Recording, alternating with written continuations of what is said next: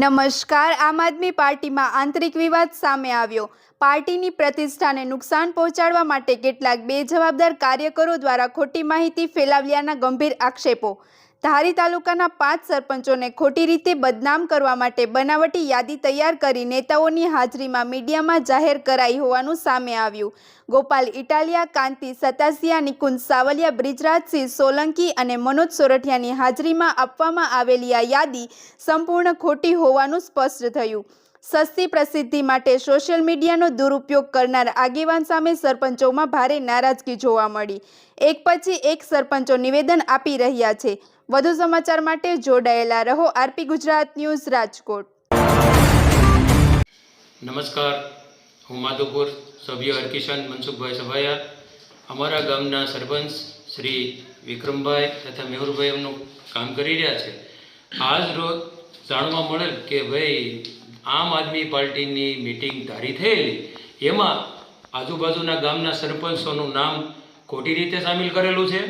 એ બધું તદ્દન ખોટું છે। આજે અમારા ગામમાં કોઈ ચર્ચા બાબત થઈ જ નથી। એ તદ્દન ખોટું ઉપજાવેલું છે।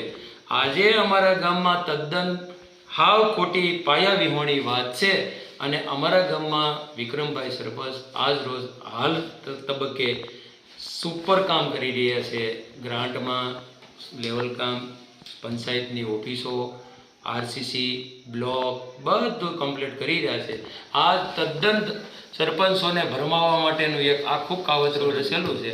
આમાં આમ આદમી પાર્ટીમાં અમારા ગામમાંથી એક પણ વ્યક્તિ જોડાવા માગતો નથી અને હું છે એ આ વસ્તુની અમને ખબર નથી। એ બદલ ખૂબ ખૂબ આભાર।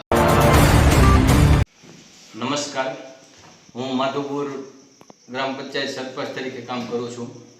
25 તારીખે જે ધારી તાલુકામાં આપની જે રેલી થઈ હતી એમાં મારું કારણ વગરનું નામ જોડાણ કરેલું છે। અમારા ગામના કોઈ પણ સભ્ય એ રેલીમાં કે સ્થળ ઉપર છે નહીં। અમારું તમામ ગામ ભાજપ સાથે જોડાયેલું છે। ભાજપે ગામ પંચાયતને ઘણા બધા કામો પણ આપેલા છે અને આવતા સમયમાં પણ ગામને વધુમાં વધુ કામ મળશે એવી અમારી કોશિશ છે અને વધુ કામ અમારા ગામ પ્રત્યે આવે। જે પેન્ડિંગ કામોની જે રજૂઆતો છે એની પણ અમે ફોલોઅપ લઈએ છીએ અને મારું જે નામ જોડ્યું છે આમાં આપ પ્રત્યે આપમાં એ હાવ તદ્દન પાયા વિહોણું છે અને ખોટું નામ મારું છે। અમે હર હંમેશ ભાજપ સાથે જ છીએ।